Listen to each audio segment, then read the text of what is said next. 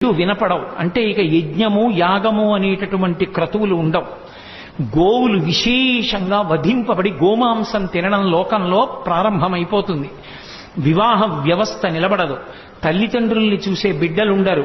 భర్తని గౌరవించే భార్యని చూసే భర్త లోకంలో ఉండరు. పురుషుల యొక్క ఆయుర్దాయం 18 సంవత్సరములకే పూర్తయిపోతుంది.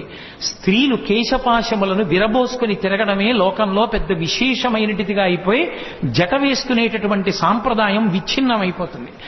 అయిపోయిన తరువాత లోకంలో పురుషులు 18 సంవత్సరాలకే మరణించడం ప్రారంభమైపోయి ఆయుర్దాయాలు క్షీణించిపోయిన తరువాత ఆ సమయంలో శంబళ అనేటటువంటి గ్రామంలో విష్ణుయశుడు అనబడేటటువంటి బ్రాహ్మణుని కడుపున కల్కి అన్న పేరుతో శ్రీ మహావిష్ణువు 10వ అవతారంగా వస్తారు. అది ఎప్పుడు అంటే కలియుగం చిట్ట చివర్లో కృతయుగానికి ప్రారంభానికి మధ్యలో ఆయన అవతరించారని గుర్తు ఏమిటంటే పాపులందరికీ